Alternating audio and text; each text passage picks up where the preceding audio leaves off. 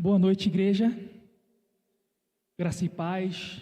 É uma alegria, uma honra e um desafio estar aqui essa noite. Meu nome é Natan, sou do Rio de Janeiro. Desde 2015 tenho estado aqui no estado do Rio Grande do Sul, um estado que eu aprendi a amar e sou, assim, um admirador da cultura gaúcha. E eu faço parte da Jocum, Jovens com uma Missão. Nos últimos anos tenho trabalhado com um ministério na Jocum chamado Word by Heart, que é uma escola que tem por objetivo memorizar um evangelho, no meu caso o evangelho de Lucas, e contar as histórias como se nós fôssemos testemunhas oculares. Então, em 2020 eu pude fazer essa escola. Ano passado, o tempo prático, onde Deus me deu o privilégio de levar o evangelho de Lucas através de histórias por todas as capitais do Brasil. Foi uma experiência incrível. E Deus agora tem me conduzido para um novo tempo, um novo ciclo na minha vida. Amanhã estarei indo para o Rio, estou me preparando para casar com a Juliana.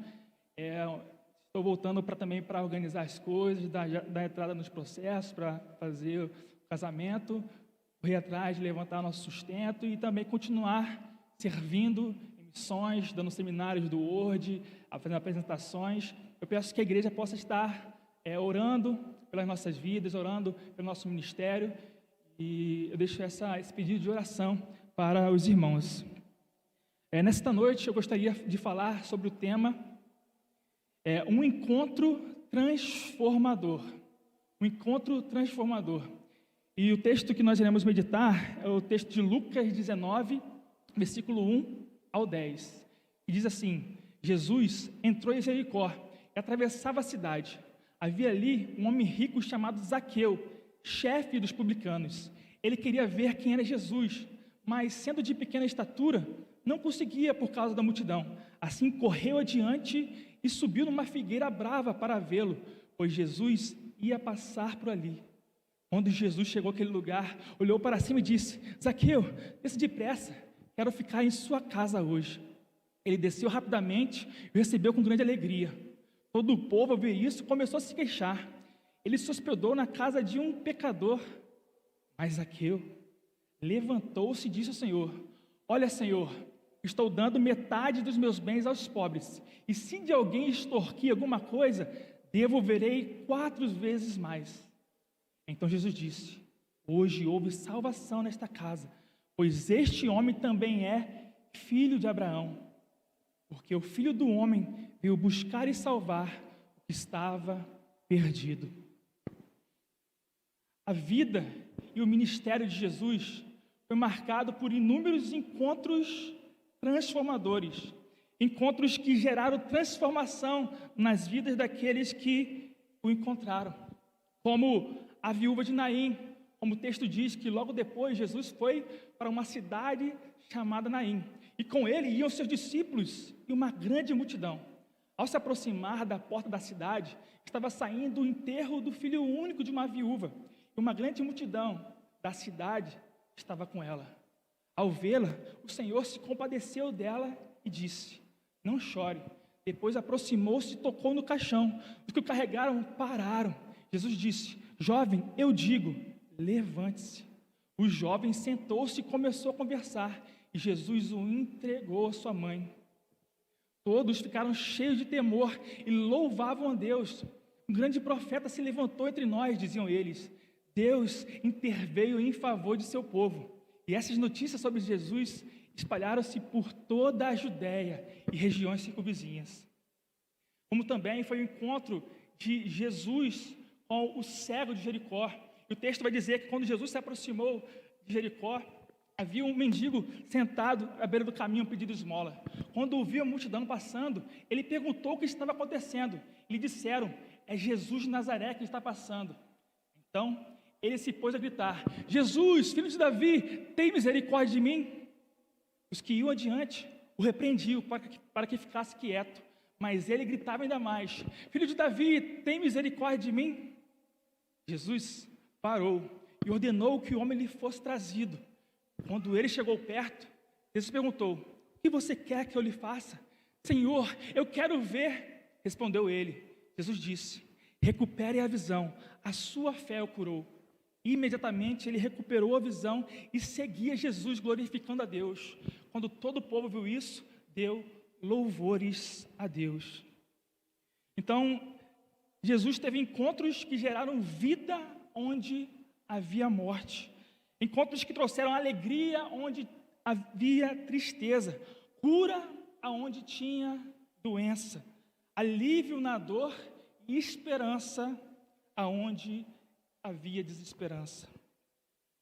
Jesus mesmo falou que ele foi enviado para curar os enfermos, para libertar os presos, para recuperar as vistas dos cegos, para pôr em liberdade os oprimidos e para proclamar o ano da graça do Senhor. Então, esta história que lemos conta a história de mais um encontro que gerou transformação de vida. No final do ministério de Jesus, já olhando para a cruz, Jesus então se dirige para Jerusalém. E no caminho ele passa por uma cidade chamada Jericó. E ao atravessar a cidade, seguido por uma multidão, nessa cidade havia um homem chamado Zaqueu, que era chefe dos publicanos, rico.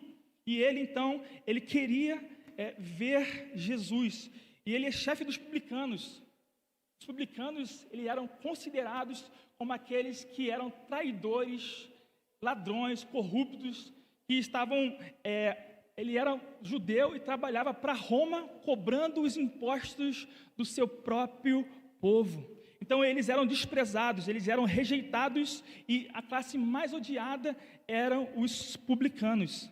Na série The Chosen é retratado bem essa realidade da solidão de um cobrador de impostos, que é sem amigos, sem relacionamentos, uma vida cheia de dinheiro, de fama, de conforto, mas vazia de significado, esperança e amor.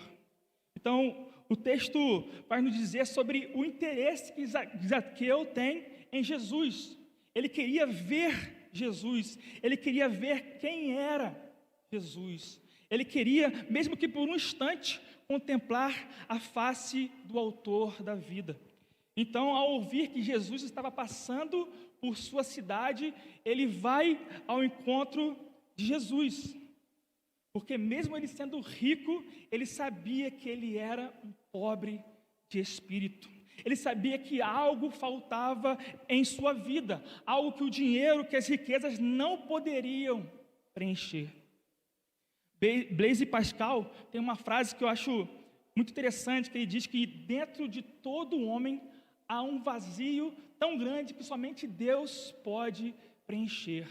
Na peça de teatro nós vimos que Jesus tinha o encaixe, o formato que precisava para encaixar no coração dos participantes, né? Então, Zaqueu, sabendo disso, ele vai ao encontro de Jesus. E ao ir ao encontro de Jesus, ele se depara com dois obstáculos. O primeiro obstáculo é um obstáculo interno, que estava nele, que era a sua limitação física, a sua baixa estatura. E por ser baixo, ele não conseguia ver Jesus. E o segundo obstáculo que ele enfrentou foi o obstáculo da multidão. A multidão o impedia de ver Jesus. E o que tem sido um obstáculo na nossa vida para chegar até Jesus? O que tem atrapalhado a nossa vida de relacionamento com Jesus? Zaqueu, apesar dos obstáculos, ele não se deu por vencido. Apesar dos obstáculos, ele não desistiu. E o texto vai dizer que ele correu adiante e subiu numa árvore, numa figueira brava para ver. E há uma questão cultural ali, que quando ele corre, ele precisa suspender as suas vestes, a sua túnica para poder correr. E ali, nesse contexto judaico, mostrar a canela, o calcanhar, era um ato de vergonha. Então, ele se humilha, se coloca nessa questão de vergonha para ter essa possibilidade de ver Jesus, demonstrando para nós que ele tinha um interesse grande em Jesus. Então Jesus, ao se aproximar da árvore, Jesus leva os seus olhos, olha para Zaqueu, chama pelo nome e se convida para ir até a casa de Zaqueu, surpreendendo a todos que estavam nessa história, estavam presenciando esse fato. Zaqueu então desce da árvore bem rápido, recebe com imensa alegria Jesus em sua casa. Se por um lado houve alegria de Zaqueu, por o outro houve reprovação, indignação e murmuração da parte do povo. Várias vezes Jesus foi criticado por se relacionar com pessoas pecadoras, de má fama, rejeitados. Ele foi chamado de comilão e de beberrão, e eu gosto muito da resposta que Jesus dá. Ele diz que os sãos não precisam de médicos, sim os doentes, e que ele não veio chamar justos, mas pecadores ao arrependimento. Então Jesus até conta uma história para nos ensinar que quem de fato será aceito por Deus. Ele diz que 2 homens subiram ao templo para orar. Um era fariseu e o outro publicano. O fariseu, em pé, orava em seu íntimo: Deus, eu te agradeço porque não sou como os outros homens, ladrões, corruptos, adúlteros, nem mesmo como este publicano. Jejuo 2 vezes por semana e dou dízimo de tudo quanto ganho. O publicano nem ousava olhar para cima, mas batia no peito e dizia: tem misericórdia de mim, que sou pecador. Eu lhes digo que este homem, não o outro, foi para casa justificado diante de Deus. Pois quem se exalta será humilhado, e quem se humilha será exaltado. Então o texto vai continuar com a declaração de Zaqueu, que ele diz que ele iria doar metade dos seus bens aos pobres, e se ele tivesse extorquido alguém, ele iria restituir 4 vezes mais. Então, com esta declaração, ele mostra que no trono do seu coração não mais estava o dinheiro e as riquezas, mas sim Deus. E Jesus, a partir desse momento, estava ocupando o coração dele. Então Jesus reconhece isso e disse que ele foi salvo e realmente a sua identidade como filho. Jesus afirma neste momento.